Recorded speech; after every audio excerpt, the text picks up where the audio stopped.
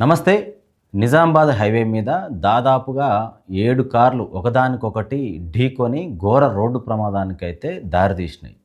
నిన్న చూసుకున్నట్లయితే Nizamabad highway, national highway 44 మనం చూసుకున్నట్లయితే ప్రతిరోజు నిత్యం వేలాది లారీలతోటి ట్రాన్స్‌పోర్టేషన్ అనేది హెవీగా తిరుగుతూనే ఉంటది. అలాగే కార్లు, 4 వీలర్, 2 వీలర్ అని చెప్పేసి అది నేషనల్ హైవే కాబట్టి విపరీతమైన ప్రయాణం అనేది ఆ రూట్‌లో కొనసాగుతూనే ఉంటది. దీనికి సంబంధించి నిన్న చూసుకున్నట్లయితే ఒక లారీ టైర్ పేలడంతోటి ఇమ్మీడియేట్‌లీ తను సైడ్‌కి తీసుకోవడం జరిగింది. లారీ డ్రైవర్ టైరు ఇమ్మీడియేట్‌లీ పేలింది కాబట్టి ఎవరైనా సరే సైడ్‌కి తీసుకునే క్రమంలో ఫాస్ట్‌గా సైడ్‌కి గుంజాలని చెప్పేసి ప్రమాదం నుంచి తప్పించుకోవాలని చెప్పేసి చూస్తూ ఉంటారు. అయితే అలా మధ్యలో ఉన్నటువంటి ఈ లారీ లాస్ట్ లైన్‌లోకి తీసుకొచ్చే క్రమంలో సైడ్‌కి తీసుకొచ్చేసరికి దాని వెనకాల వస్తున్నటువంటి కార్లు నేషనల్ హైవే అంటే మినిమమ్ దాదాపుగా ఒక 100 స్పీడ్ అనేది మినిమమ్ మెయింటైన్ అనేది కామన్‌గా చేస్తూనే ఉంటారు. 4 వీలర్ అంటే మినిమమ్ 100 అనేది మెయింటైన్ చేసేది పర్మిషన్ కూడా దానికి ఉంటూ ఉంటదనమాట. అయితే ఎప్పుడైతే లారీ టైర్ ఫెయిల్ అయిందో లారీని సైడ్‌కి గుంజే క్రమంలో దాని వెనకాలే వస్తున్నటువంటి కార్ ఒకటి ఫాస్ట్‌గా ఉండడంతోటి ఈ లారీని గుద్దడం జరిగింది. దాని వెనుక ఉన్నటువంటి కార్లు కూడా ఒకదానికొకటి 4 కార్లు ఫస్ట్ గుద్దుకోవడం జరిగింది. అంటే ఈ 4ని తప్పించే ప్రయత్నంలో దాటి వెనుక ఉన్నటువంటి మిగతా 3 కార్లు కూడా గుద్దుకున్నాయి. అంటే దాదాపుగా చూసుకున్నట్లయితే కార్లు ఒకదానికొకటి గుద్దుకొని 7 కార్లు నుజ్జు అయినట్టుగా మనకు విజువల్‌లో కూడా అర్థమవుతుంది.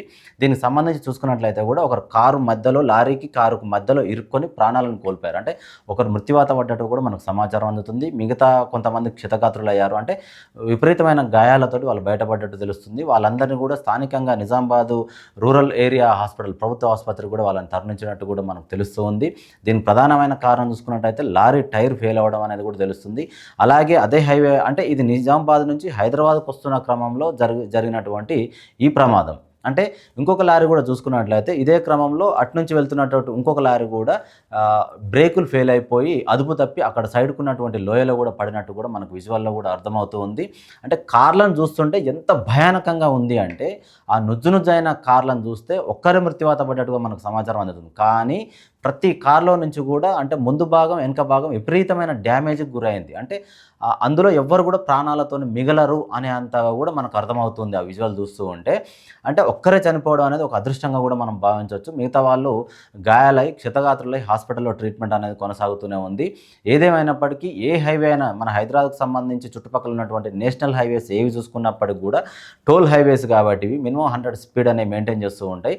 అంటే వాళ్ళు ముందు జాగ్రత్తగా అనేది కూడా వాళ్ళు ఏ లైన్లో ఎంత స్పీడ్ మెయింటైన్ చేయాలనేది కూడా మార్కింగ్ అనేది కూడా రవాణా శాఖ వారు రోడ్డు డిపార్ట్మెంట్ వాళ్ళు అనేది కూడా వాటి మీద మార్కింగ్ చేయడం జరుగుతుంది. అంటే ఈ heavy transport vehicles minimum middle లైన్లో లాస్ట్ లైన్లో వెళ్తూ ఉంటాయి. సడన్గా ఎవరు మనం ఊహించము. అంటే ఒక ప్రమాదం జరుగుతుంది అని చెప్పేసి మనం పసిగట్టము, ముందే బ్రేక్ వేసుకోవడం అనేది కూడా చూసుకోము. కాబట్టి లారీ టైర్ అనేది పేలడంతో సైడ్ గుంజే క్రమంలో ఈ ప్రమాదం జరిగినట్టు కూడా మనకు తెలుస్తుంది. ఏదేమైనప్పటికీ గవర్నమెంట్ కూడా దీనికి సంబంధించి క్షతగాత్రులకు కూడా వాళ్ళకు ట్రీట్మెంట్ అనేది ఇప్పించడం కూడా జరుగుతుంది. స్థానికంగా ఉన్నటువంటి ఎమ్మెల్యే కూడా దీనికి సంబంధించి పూర్తి పరిశీలన అనేది చేయడం జరిగింది. ఏదేమైనప్పటికీ ఎవరైనా సరే ప్రయాణాలు చేసేవాళ్ళు ముఖ్యంగా ముందు జాగ్రత్తగా ఉండాలని చెప్పేసి కూడా సీట్ బెల్ట్ ధరించాలని చెప్పేసి కూడా 2 వీలర్ మీద ప్రయాణం చేసే వాళ్ళు హెల్మెట్ ధరించాలని చెప్పేసి కూడా ఎప్పటికప్పుడు ప్రభుత్వ అధికారులు సూచనలు చేస్తూనే ఉన్నారు. ఏదేమైనప్పటికీ ఈ ప్రమాదానికి బలమైన కారణం చూసుకున్నట్టయితే లారీగానే పరిగణలోకి తీసుకున్నారు స్థానికంగా ఉన్నటువంటి పోలీసులు. దీనికి సంబంధించి ఆ లోకల్లో ఉన్నటువంటి ఇందల్వాయి మండలం పోలీస్ డిపార్ట్మెంట్ వారు అక్కడ చేరుకోవడం జరిగింది. అక్కడ ఉన్న సిచ్యువేషన్ పరిశీలించడం జరిగింది. మిగతా ఏవైతే అక్కడ నుజ్జునుజ్జైన కార్లను కూడా మొత్తం సైడ్కి వేయడం జరిగింది. కొన్నిటిని పిఎస్ కూడా తరలించడం జరిగింది. పూర్తి స్థాయిలో వాళ్ళు దర్యాప్తు అనేది కొనసాగింపుగా చేస్తూ ఉన్నారు.